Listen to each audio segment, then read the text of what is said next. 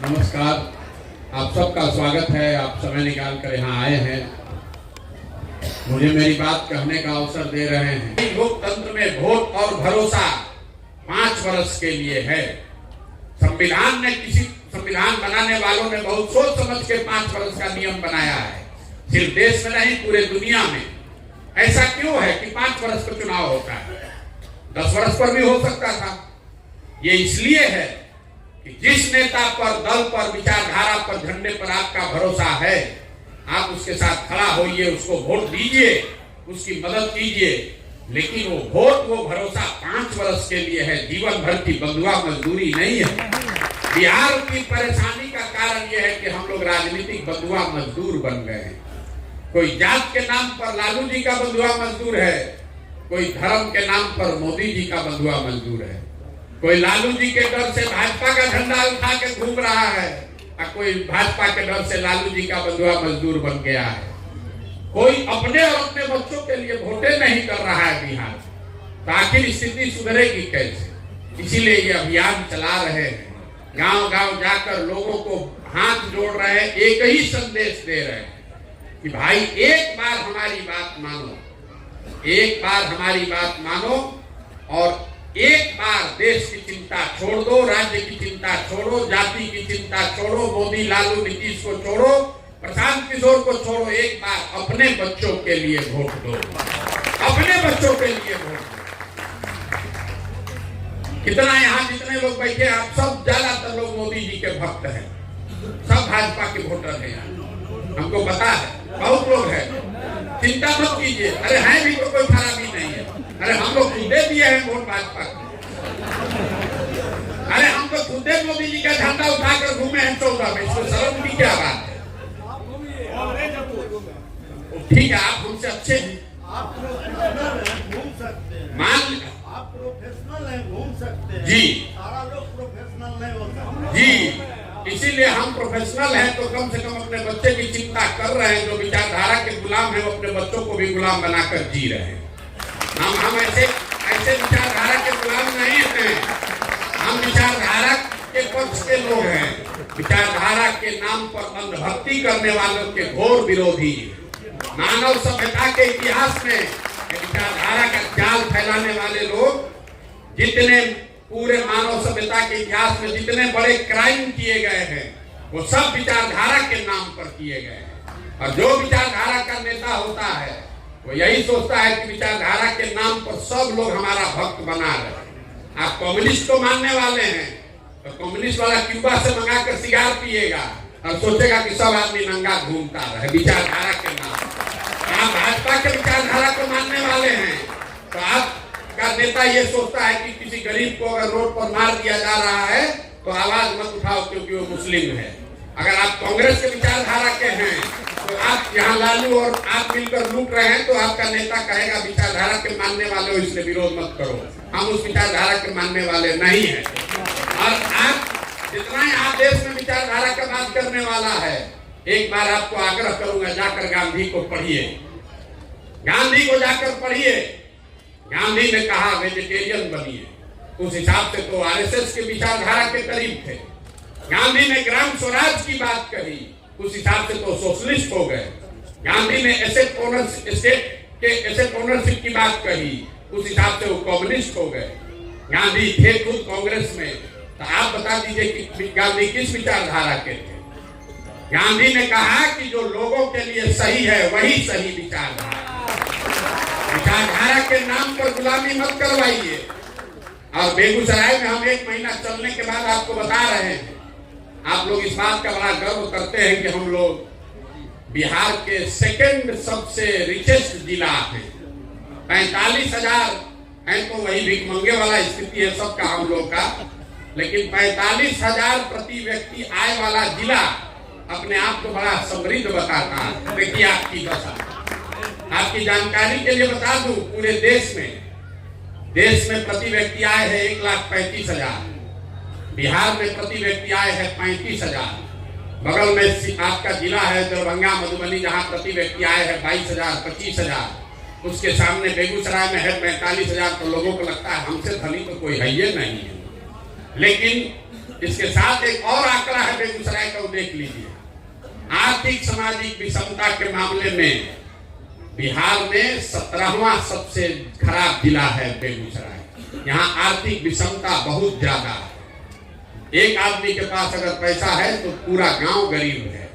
ये आर्थिक विषमता दूसरे जिलों के मुकाबले बेगूसराय में ज्यादा है। और ये सब विचारधारा के बावजूद, जबकि ये विचारधारा की जगह रही है। आप दिनकर का बहुत नाम ले रहे हैं। दिनकर का नाम, हम मधुबनी गए तो लोगों ने कहा कि भैया ये प्रबुद्धों की जमीन है। मधुबनी में तो एक से एक विद्वान है। पूरा मधुबनी घूम गए, कोई विद्वान नहीं मिला, खाली मजदूर मिला है।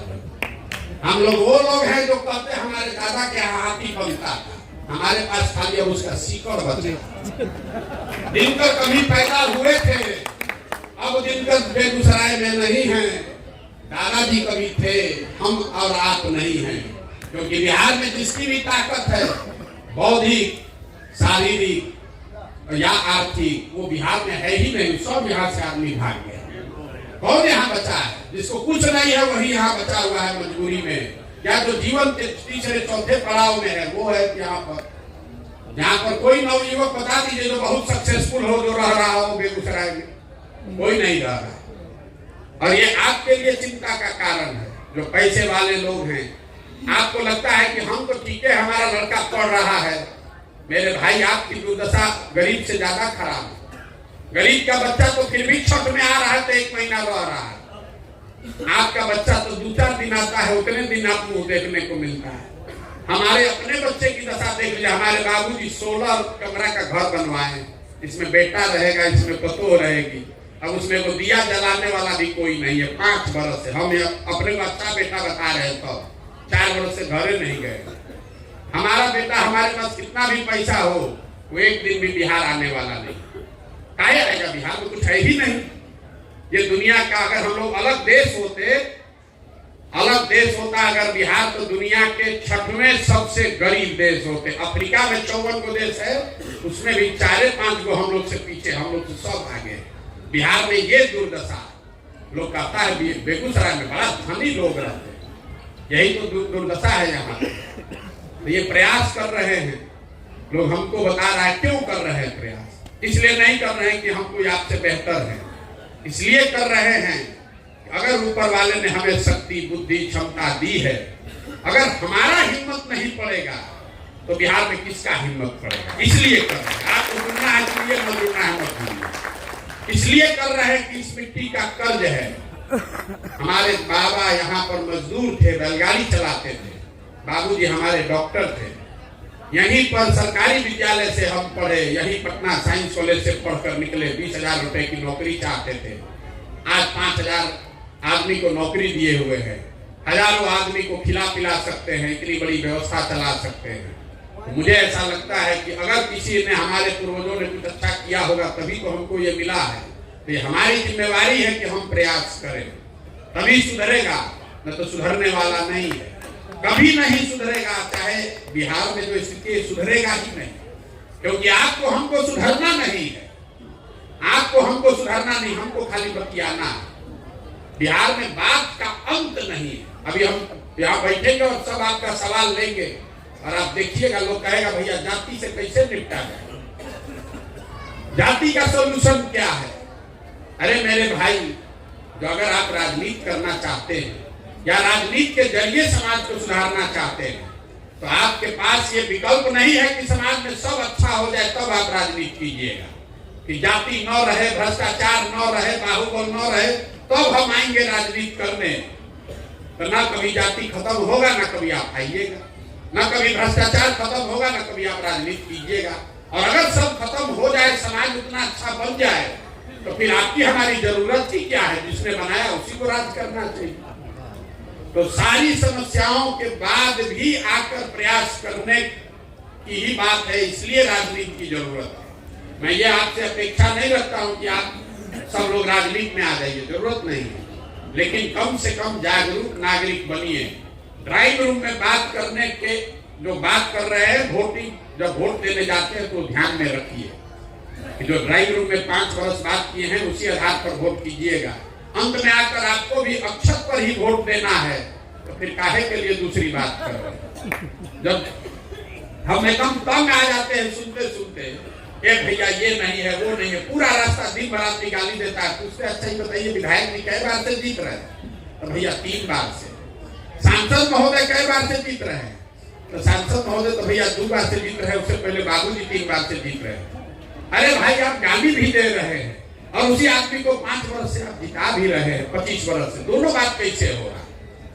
बेगूसराय में जो सांसद विधायक जो भी है उसको वोट तो बेगूसराय के लोगों ने दिया है ना भाई।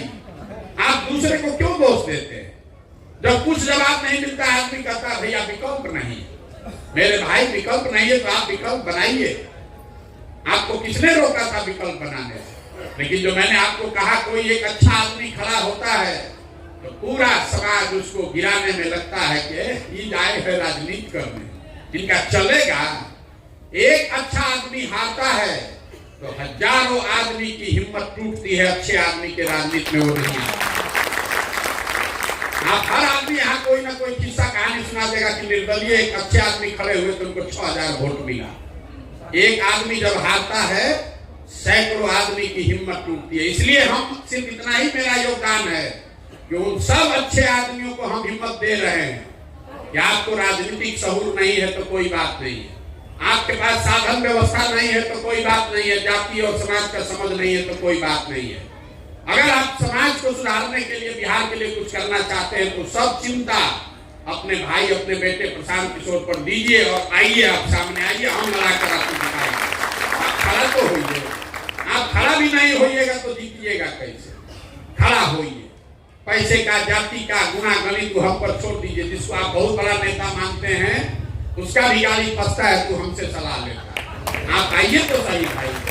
आएगा ही नहीं, बैठा हुआ है, सोच रहा है पहले सुधर जाए तब आएंगे। सब लोग बैठ के सोच रहा है प्रशांत किशोर का अच्छा देखते हैं जब चुनाव में क्या हो रहा है। अरे जब हो जाएगा तो तुम क्या करोगे भाई? इसमें अगर आप इसको देख रहे हैं, सोच रहे हैं तो सिर्फ देखते मत रहिए।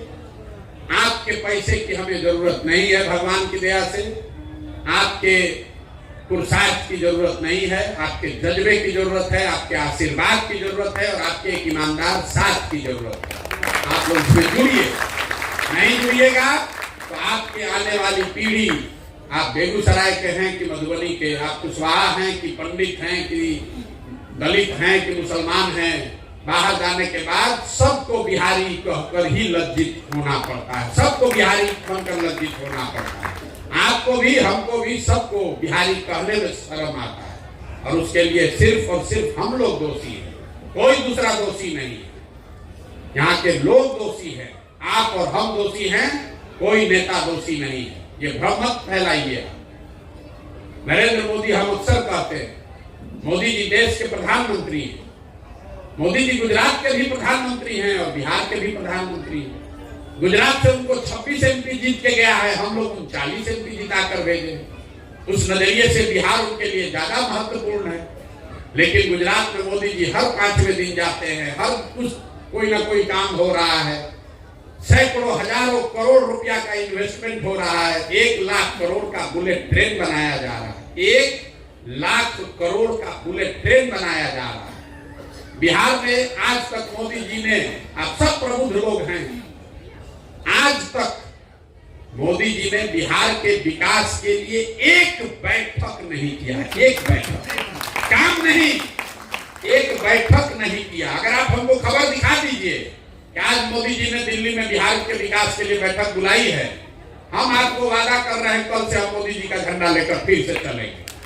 जिस आदमी ने 10 वर्ष में आपके, हमारे बच्चों के लिए 1 घंटा नहीं निकाला, कल अभी वोट होगा, इसी बेगूसराय की एक जनता जाकर मोदी जी के नाम पर वोट देगी तो आपका, हमारा बच्चा गुजरात जामनगर में जाकर मजदूरी नहीं करेगा तो बेगूसराय में फैक्ट्री का मालिक बनेगा। हम लोग का तो यही दुर्दशा। अरे हम तो गांव-गांव घूम कर कह रहे हैं कि आपको जिसको वोट देना है दीजिए, जात वाले को ही दीजिए, लेकिन मुफ्त में क्यों दे रहे हो भाई? आप डॉक्टर हैं, आपके जात वाला आपके पास आता है, उससे फीस लेते हैं कि नहीं लेते? आप किसान हैं, अपना धान गेहूं अपने जात वाले को बेचते हैं तो धान मुफ्त में नहीं ना देते हैं? दूध सब्जी कपड़ा बेचते हैं तो उससे पैसा लेते हैं ना? ₹2 डिस्काउंट ज्यादा देते होंगे कि मेरा जात वाला है। तो वोट मुफ्त में क्यों दे रहे हो अपने जात वाले को? दो अपने जात वाले को, लेकिन अपने बच्चों के लिए रोजगार, पढ़ाई तो मांगो भाई। इतना अकील नहीं है तो तुम नहीं भोगोगे तो कौन भोगेगा? लाखों रुपए का वोट लोग अपने जात के नाम को मुफ्ते में दे रहा है, और फिर 5 बरस बैठ के रोता है कि भैया बड़ा गरीबी है, बड़ा भ्रष्टाचार है। तो विकल्प बनाना है तो आपको हमको लगना पड़ेगा। ये व्यवस्था दल नहीं है, ये प्रयास है कि बिहार में हर वो आदमी जो नया विकल्प, नया दल बनाना चाहता है, उसको साथ में लिया जाए, उसको साथ में लेकर चला जाए, ताकि कल होकर आपको अच्छे नेता और अच्छे दल के अभाव में, मजबूरी में किसी को वोट न देना पड़े। और इसी प्रयास में लगे हुए हैं। 16 महीना लगा है। एक चीज मैं आपको कह सकता हूं कि चाहे 16 महीना लगे या 16 बरिस लग जाए, एक बार जब सोच कर आ गए और इस काम को ठान लिया तो दुनिया में कोई आदमी पीछे नहीं धकेल सकता। इसको किए बगैर मानेंगे नहीं, चाहे जितना बरस लग जाए, जितना महीना लग जाए, जितना काम करना पड़े। ये सोच समझ कर आए हैं। और एक अंतिम बात, जितना लोग को लग रहा है तो बढ़िया बढ़िया बतिया रहे हैं, होगा क्या, देखा जाए क्या होता है। आपको एक चीज बता दें, आप हमको इतना गहराई से नहीं जानते। हम उन लोगों में से नहीं हैं जो ऐसे इमोशनल होकर काम ठान लेता है।